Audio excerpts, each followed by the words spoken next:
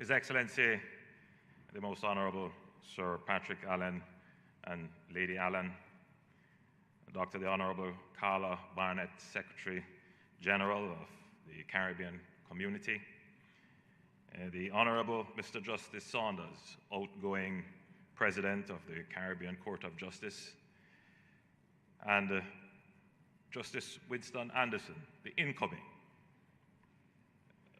President of the Caribbean Court of Justice, my friend, the Honorable John Briceño, Prime Minister of Belize and lead head of government for justice and governance in the CARICOM Quasi-Cabinet, Honorable Ministers of Government, Honorable Justices and members of the Judiciary, members of the Regional Judicial and Legal Services Commission, members of the legal fraternity, distinguished guests, ladies and gentlemen, good afternoon.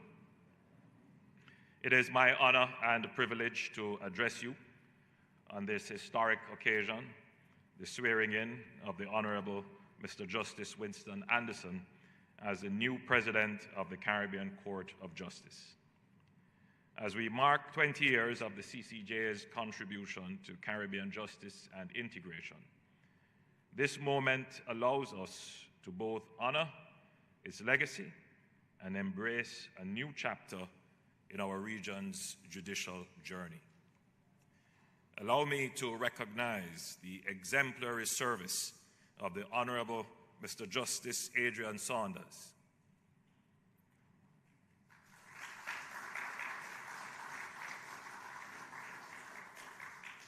The outgoing President of the CCJ, who has devoted nearly 30 years to Caribbean justice, 20 of those on the CCJ.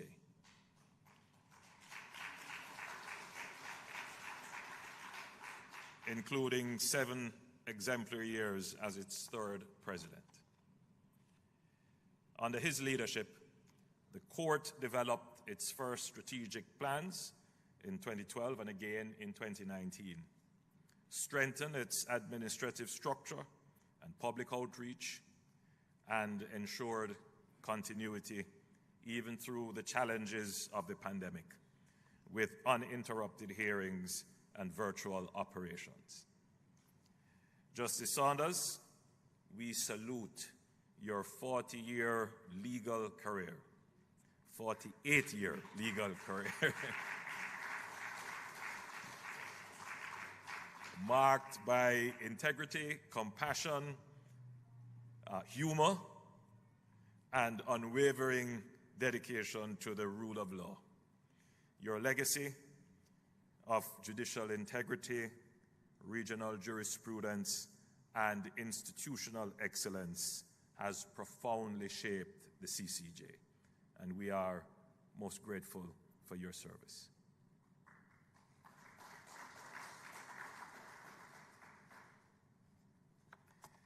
Now, to the Honorable Mr. Justice Winston Anderson, I extend warm and sincere congratulations.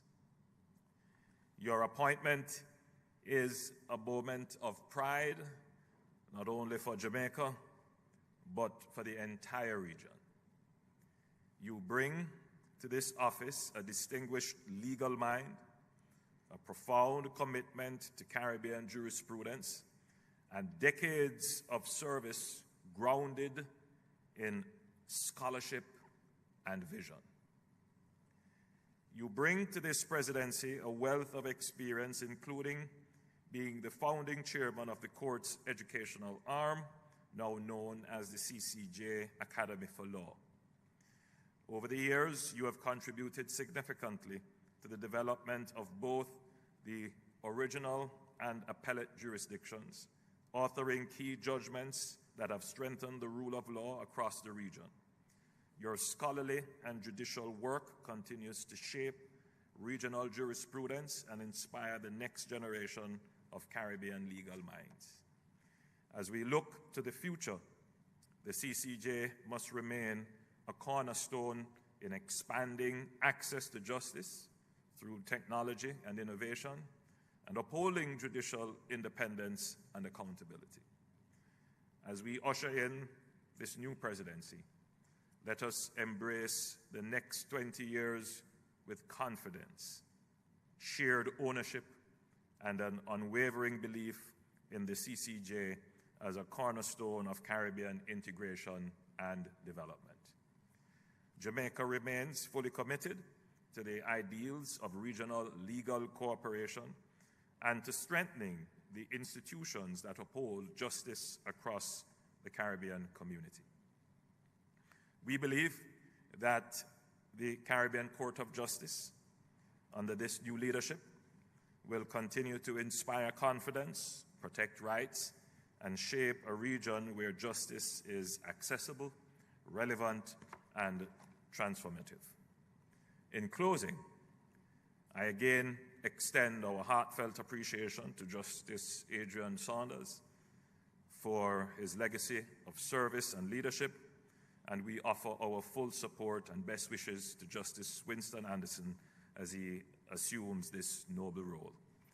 May the Caribbean Court of Justice continue to rise as both guardian of our regional legal tradition and a bold visionary force shaping the future of justice in our region. Thank you.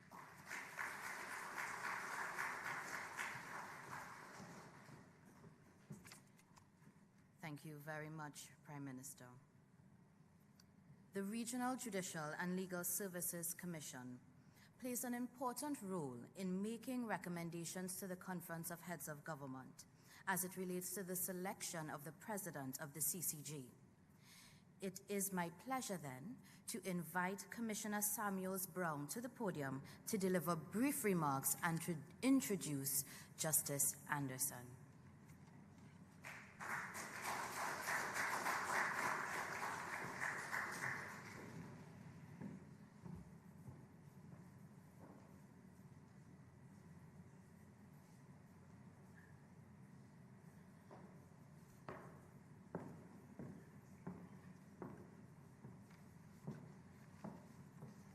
Their Excellencies, the Most Honorable Sir Patrick Allen and Lady Allen, other distinguished guests, I ask you to permit me to adopt the protocols which have already been acknowledged and to welcome you all and to thank you for being here. I personally am honored and humbled to be here with you distinguished guests to participate in the passing of the torch, marking the formal transition of the presidency of the Caribbean Court of Justice from one distinguished legal luminary, Justice Adrian Saunders, retired, to the other distinguished legal luminary, the Honorable Justice Winston Anderson. I have listened to the speakers before me, and they have with eloquence detailed aspects of the incoming president's stellar career. I don't know if that has made my job easier or harder, and I will try not to repeat too much what has been said before. But because my role is to do the formal introduction, inevitably there is going to be some repetition, and I ask you to be patient with me.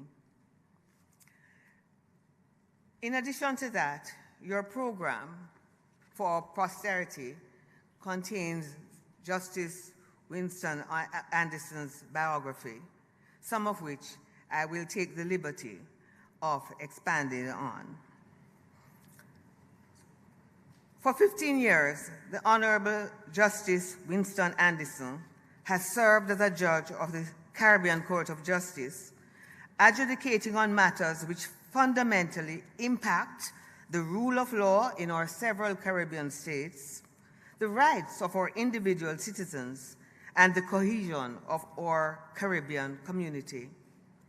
As a Caribbean man, Justice Anderson earned his law degree at the Faculty of Law, University of the West Indies, and has been called to the bars in 2 of our jurisdictions, that is Jamaica and Barbados. In 1988, he became a lecturer at the same Faculty of Law of the University of the West Indies, where he again excelled. His unquestionable commitment and brilliance was recognized by the university, which, not surprisingly, resulted in him being elevated to the rank of professor in 2010. And while at the university, he was also appointed to the position of deputy dean and head of teaching. But while at the university, his service was not limited to that educational institution. Based on his demonstrated knowledge and commitment to regional jurisprudence, he was seconded as general counsel to CARICOM and served as executive director of the Caribbean Law Institute, the center. So Justice Anderson's biography puts his commitment to the region beyond doubt. At the same time, we must not overlook the fact that he cannot by any standard be regarded as tunnel visioned. You have already heard of his training in England. In fact, he received a doctorate in law from the Cambridge University and is a member of the Bar of England and Wales. More than that, as an academic, he engaged in comparative analyses of the law from different jurisdictions, that is outside of CARICOM.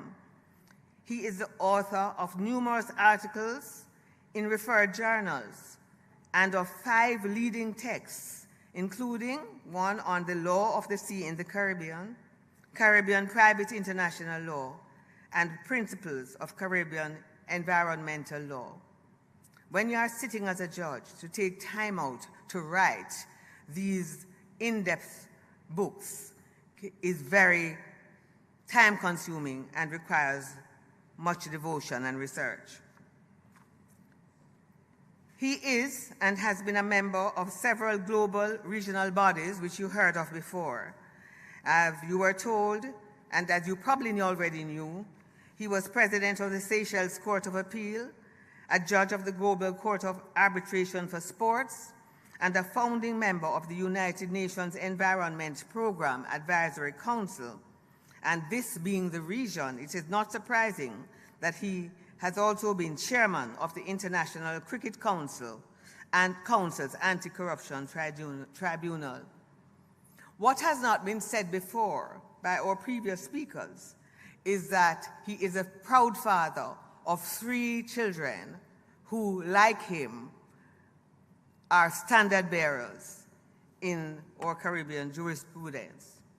Anessa, his daughter, is a graduate of the University of the West Indies with a bachelor's in law and recipient of the Certificate of Legal Education from the Hugh Wooding Law School.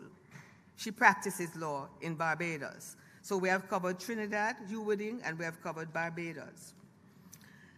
Alicia and Anquan are both medical doctors, having studied at and graduated from the University of the West Indies Faculty of Medicine, Mona campus in Jamaica. So we have now gone to Jamaica. Permit me to record young people, I call you young people here, my thanks and the thanks of the CCJ and other professionals for your understanding and support while your father served and gave service in his various capacities. We know that this included trespasses on your time, but you have shown that it was worth it, not only in terms of what you have achieved, but what your father has been able to achieve.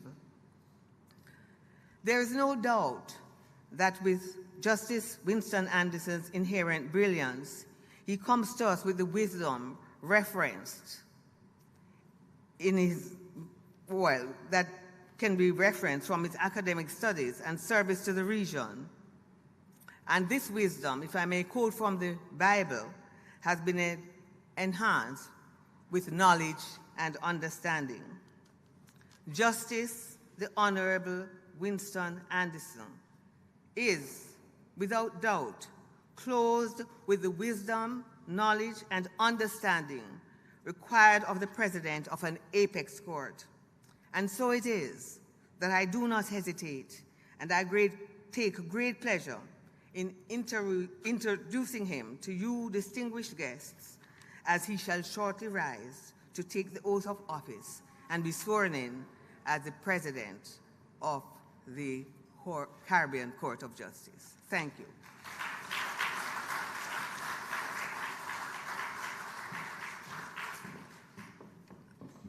Thank you very much, Commissioner Samuels-Brown.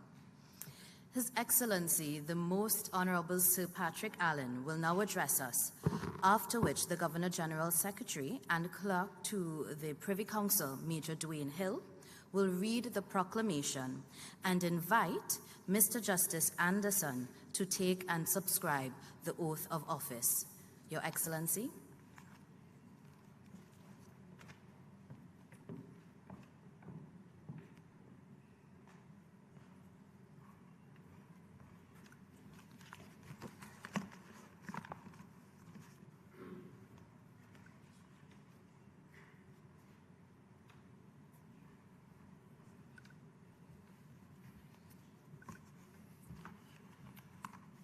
Dr. the Most Honorable Andrew Holness, Prime Minister of Jamaica, all heads of government of the Caribbean community, Dr. Carla Barnett, Secretary General, CARICOM, members of Cabinet, the Honorable Mr. Justice Adrian Saunders and Mrs. Saunders, the Honorable Mr. Justice Winston Anderson, incoming President of the Caribbean Court of Justice, the Honorable Mr. Justice Brian Sykes, Chief Justice of Jamaica, Chief Justices and heads of judiciaries of the Caribbean community, the Honorable Mrs. Justice MacDonald Bishop, President of the Court of Appeal, Jamaica, other members of government, members of the Privy Council, other members of the Judiciary, commissioners of the Regional Judicial Legal Services Commission,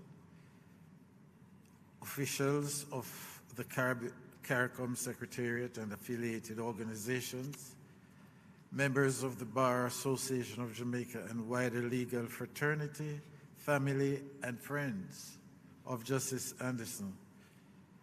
Ladies and gentlemen, guests viewing on the online platform, it is my distinct honor to administer the oath of office to the Honorable Justice Winston Anderson as President of the Caribbean Court of Justice. This moment holds personal significance for me, as I had the privilege of administering the oath of office when Justice Anderson was first sworn in as a judge of the Caribbean Court of Justice in 2010.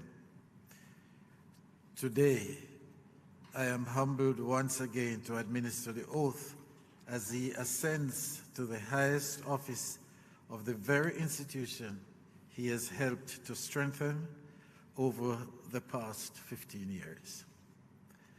Justice Anderson now becomes the fourth president of the Caribbean Court of Justice since its founding in 2004. Remarkably, this is the second time I have had the honor of administering this oath of office in Montego Bay, the first being in 2018 to the outgoing President, the Honorable Mr. Justice Adrian Saunders. Justice Saunders has carried out the responsibilities of his office with wisdom and humility and an unwavering commitment to judicial excellence. Under his leadership, the court has solidified its role in regional integration, elevated the quality of legal discourse, and built enduring trust across the Caribbean. I extend my deepest gratitude to him. Well, you're right before me, so let me say I extend my deepest gratitude to you, Justice Saunders, for your extraordinary service and for your lasting contribution to the development of Caribbean jurisprudence.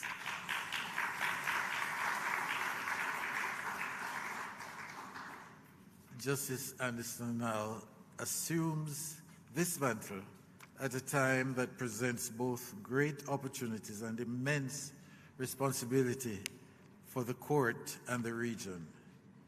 He brings to this office a distinguished record of scholarship, integrity, and unwavering commitment to the ideals of justice, as you have heard so proudly remarked. A proud son of Jamaica and the Caribbean, he embodies what is possible when our institutions invest in leadership that is rooted in principle and dedicated to purpose.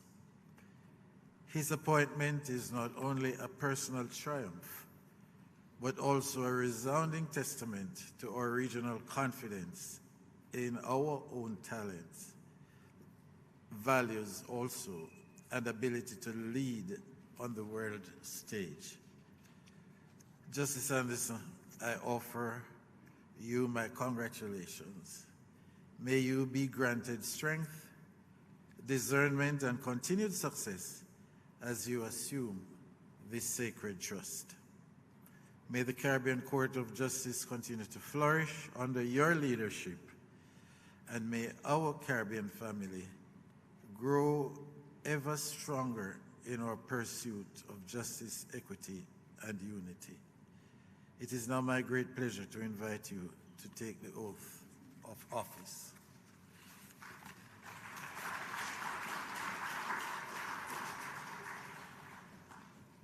A proclamation. Whereas the Caribbean Court of Justice is an essential part of the effort to deepen and strengthen the Caribbean community through a single market and a single economy, which the revised Treaty of Chaguaramas provides for.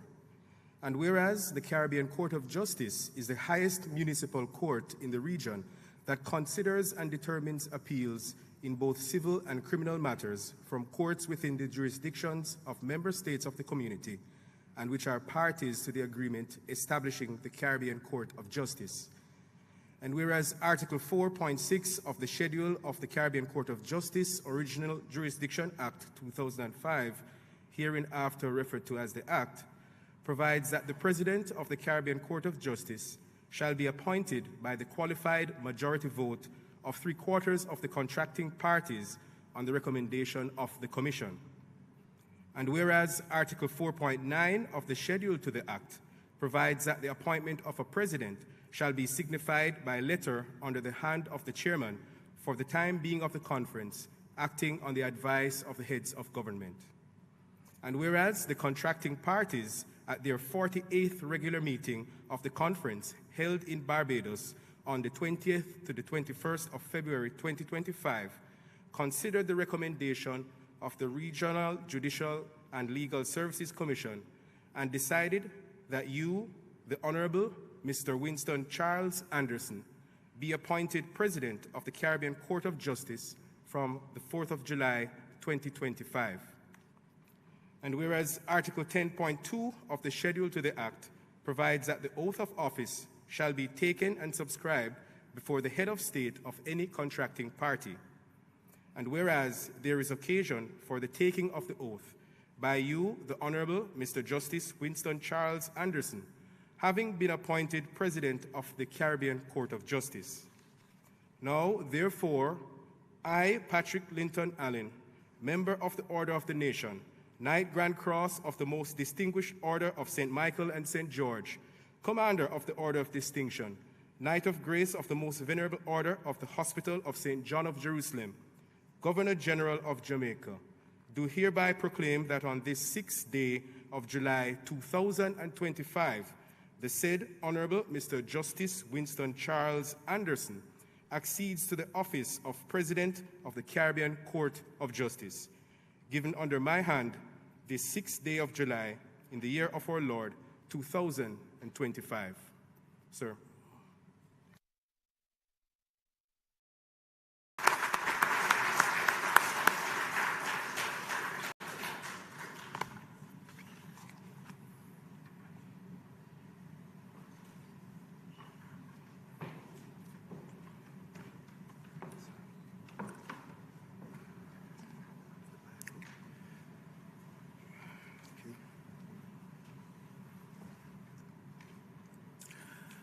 I, Winston Charles Anderson, having been appointed a President of the Caribbean Court of Justice, do hereby swear that I will faithfully exercise the office of President of the Caribbean Court of Justice without fear or favor, affection or ill will, and in accordance with the Code of Judicial Conduct. So help me God.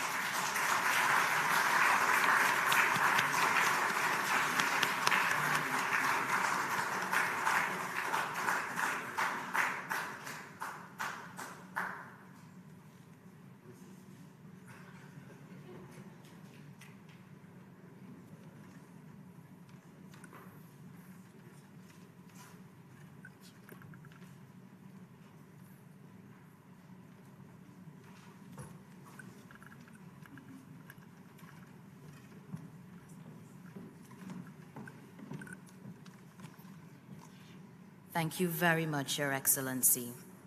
Mr. Justice Anderson, I will now present you with the seal of the Caribbean Court of Justice.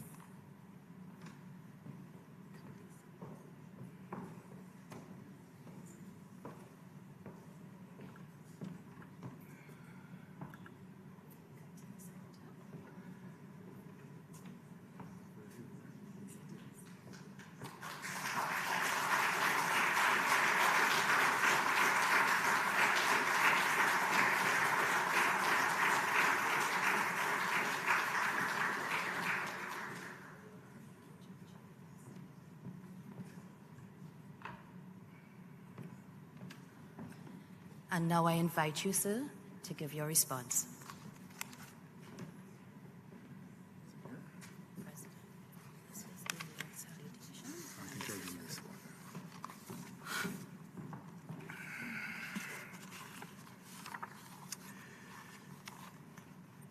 Thank you, Madam Registrar, as we say in the court. But on this occasion, thank you, Secretary, to the Regional Judicial and Legal Services Commission. Please permit me to adopt the protocol which has been established. Otherwise, I think it will rival the length of my speech. But to specifically recognize the presence of His Excellency, the Most Honorable Sir Patrick Allen, Governor General of Jamaica, Most Honorable Lady Allen, Dr. the Most Honorable Andrew Holness, Prime Minister of Jamaica, other esteemed heads of government and of the Caribbean community, Prime Minister John Briceño, the Secretary General of CARICOM, the Honorable Mr. Justice Adrian Saunders, outgoing President of the Caribbean Court of Justice, and Mrs. Saunders, Sir Dennis Barron, former President of the Caribbean Court of Justice, the Honorable Mr. Justice Brian Sykes, Chief Justice of Jamaica, other heads of judiciary of the Caribbean community, members of the Regional Judicial and Legal Services Commission, government officials, colleagues, family, and friends, distinguished ladies and gentlemen, good afternoon to you all. It was just over 15 years ago, on the 15th of June 2010, that I was sworn in as a judge of the Caribbean Court of Justice at King's House in Kingston, Jamaica. On that Tuesday morning, today's event would not have been within the reach of my most active imagination. And yet, by the providence of Almighty God, and with the support of family, friends, and colleagues, I stand here with humility and preparedness to serve as the fourth president of the Caribbean Court of Justice.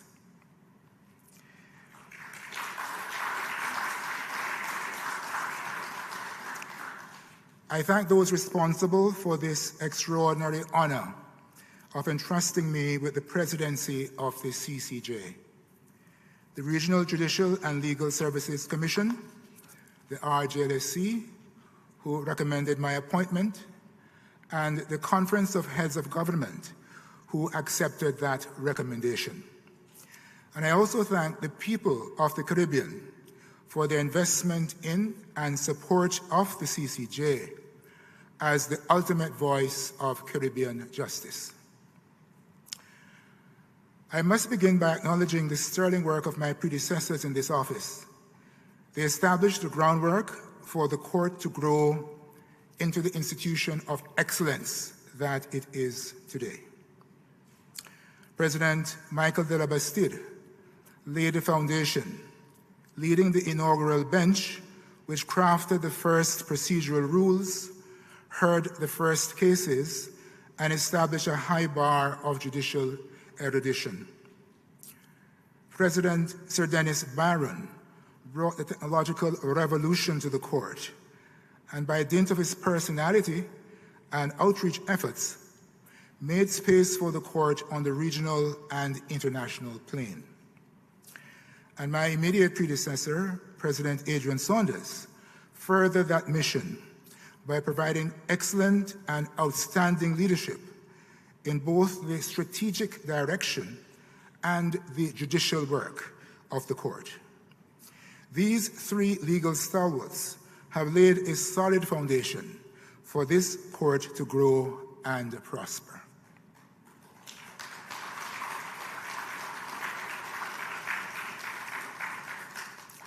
This moment is not mine alone.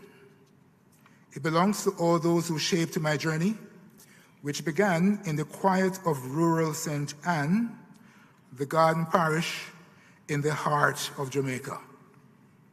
My upbringing was modest, but rich in lessons molding me into the person I am today. My community was one where values such as discipline, hard work, integrity, respect, and perseverance were taught by example. These lessons have lit the mileposts of my life from a young boy to today. I entered the University of the West Indies Faculty of Law at the Mona campus in 1980, and thereby accessed a regional legal education system which had been created 10 years earlier. My first law teachers were Dr. Derek McCoy, now Attorney General of Jamaica, and Mr. Delroy Chuck, now Minister of Justice of Jamaica, who I see in the audience. Thank you, Mr. Chuck. After completing my Bachelor of Laws degree at the Cayville campus in Barbados, I furthered my academic and professional studies in the United Kingdom, and thereafter returned to the UWI to contribute as a lecturer at the Faculty of Law, Cave Hill. It was also my great honor to serve as General Counsel to the Caribbean community during a formative period in the life of the community. My experience as a law lecturer taught me that graduates of the Faculty of Law and of any one of our 3 law schools are amongst the brightest legal minds anywhere in the world.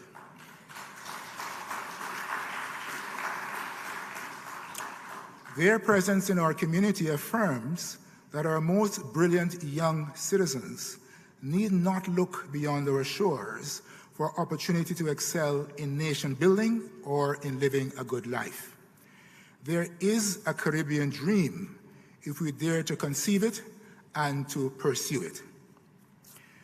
My experience at CARICOM reinforced that inseparable from that Caribbean dream is laying claim to our sovereignty. Beginning in the 1960s, we extracted our political independence from the United Kingdom. 40 years later, the framers of the agreement establishing the CCJ deliberately intended the creation of an institution worthy of our judicial sovereignty. Sound and enduring arrangements were put in place to ensure the independence of the court, including an autonomous RJLAC to appoint judges to the court and a trust fund managed by professionals to provide the resources necessary for the court's operations. My 15 years at the court has revealed its transformative potential. This year marks the 20th anniversary of that glorious April morning in 2005, when the CCJ moved from the parchment of an agreement into a living and functional institution. In those 20 years, the court has served the people and states of this region with its full measure of devotion.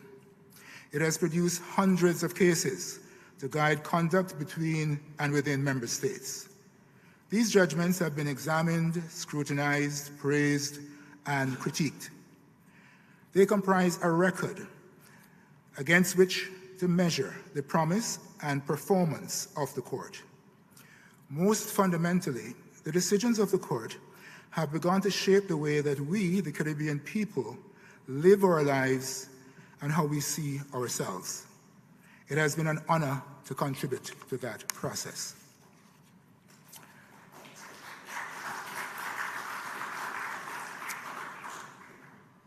It has often been said, but it bears repeating on this occasion, that the CCJ is an emanation of our own collective imagination as a people.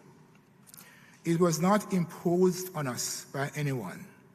Rather, it was conceived and established and is maintained by the people of the Caribbean to serve Caribbean interests. In both its original jurisdiction, where it hears disputes touching on the CARICOM single market and the economy, and in the appellate jurisdiction, where it is the final court of appeal, the CCJ stands as a pillar of independence and a symbol of our collective maturity. It is worth noting that in its appellate jurisdiction, the court has exerted reach and influence well beyond the 5 states of Barbados, Belize, Guyana, Dominica, and St. Lucia that have accepted that jurisdiction. CCJ appellate cases are routinely cited and accorded favorable treatment by the judiciary in virtually every common law state in the Caribbean. As I assume the office of President of the Court, I do so not in isolation, but as part of a broader regional movement of national judiciaries dedicated to delivering accessible justice, ensuring respect for and advancing the rule of law, protecting and promoting human rights, and supporting sustainable development in our countries. As members of the judiciary, we share in the responsibility to make the Caribbean the place of choice to live, work, raise families, do business, and retire in peace and security. It is my intention to lead the CCJ in a manner worthy of its origins and its calling. My illustrious predecessors have left impossibly large shoes for one person to fill. But the bench is blessed with a strong group of vibrant and experienced jurists. With the encouragement and support of my judicial colleagues and the management and staff of the court, the CCJ will continue to strengthen its institutional capacity, enhance access to justice, and deepen relationships with national judiciaries, regional and international institutions, and the wider public. After 20 years, the court has still not attracted full support of all eligible states for the appellate jurisdiction, with 5 out of a possible 11 states joining that jurisdiction. I am hopeful that during my tenure, other states will fulfill their treaty obligations and become full members of the appellate jurisdiction.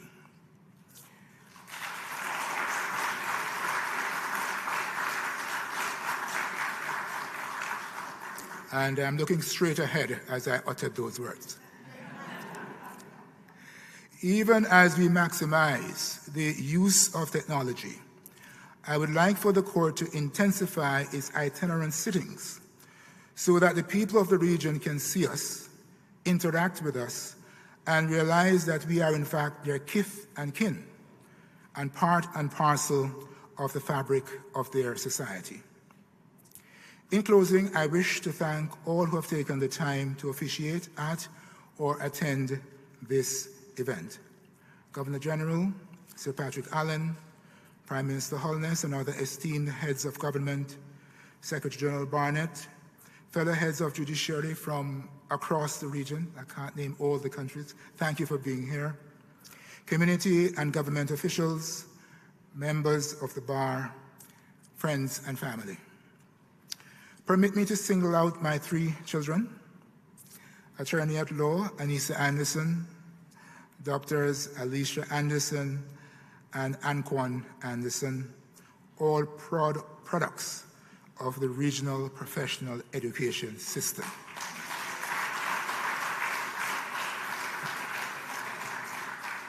Without their love and support, this journey would not have been possible. I also want to publicly thank the Registrar and Chief Marshal of the CCJ, Mrs. Gabrielle Fagado-Jones, and the hardworking judges, managers, and staff of the court for their dedication and commitment to the court. It is a privilege to continue our work together, and I look forward to what is to come. And finally, my sincere gratitude to the government and people of Jamaica for graciously hosting this event. Thank you all most sincerely. I'm appreciative. Thank you.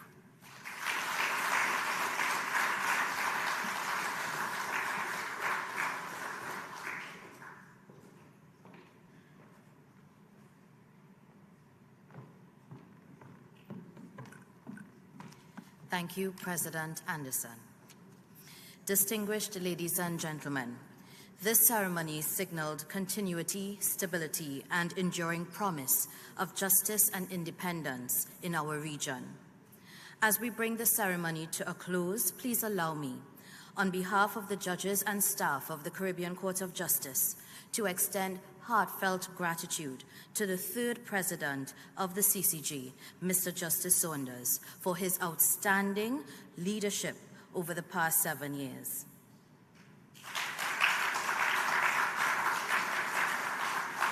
And although now retired, earlier we saw he still has some pep in his step. I also congratulate the newly minted President of the Court, Mr. Justice Anderson. We look forward to working with you in your new capacity, Sue, and trust that your tenure will strengthen the institution which you now lead. To the Governor General of Jamaica, Government of Jamaica, and Caribbean community, the CCJ extends its sincere appreciation for your collaboration and gracious accommodation of this ceremony. This ceremony has drawn added significance from being held just ahead of the opening of the 49th Conference of Heads of Government meeting. It has been an honor and a privilege to work with your respective teams. Special gratitude is also extended to the staff of the CCJ for their assistance in today's preparations. To each distinguished guest, thank you for your presence, support, and for bearing witness to this important occasion. May we go forward renewed in our commitment to the pursuit of justice for the peoples and states of the Caribbean. And now, please remain seated as the protocol team prepares for the following photo opportunities at the front of the room with His Excellency.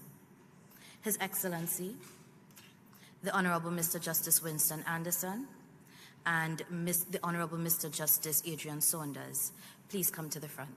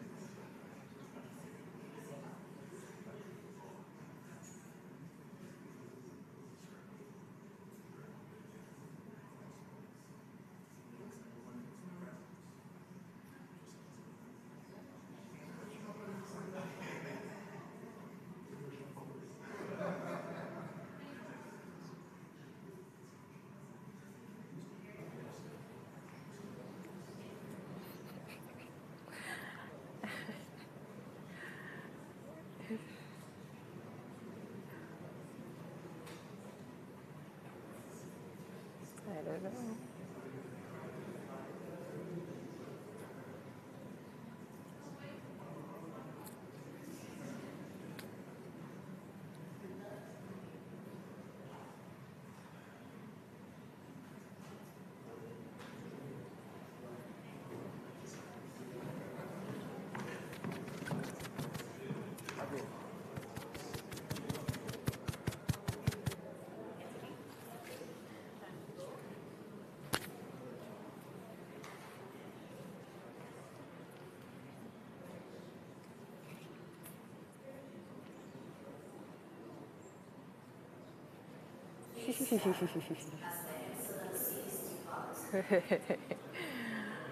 No, sir.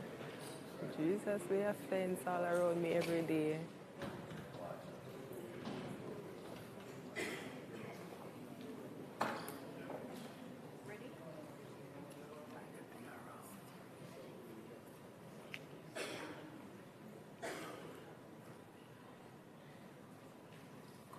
Good afternoon again, ladies and gentlemen. We extend our heartfelt congratulations to our new president of the Caribbean Court of Justice, the Honorable Justice Winston Anderson, and wish for him every success as he leads the CCJ into a new era.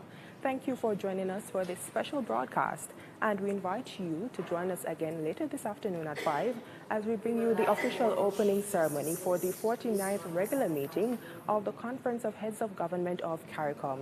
We will be there to bring you all the sights and sounds from what promises to be a wonderful event from another beautiful location. It has been a pleasure. I am Jabertha Atkinson on behalf of the Jamaica Information Service team. Thank you.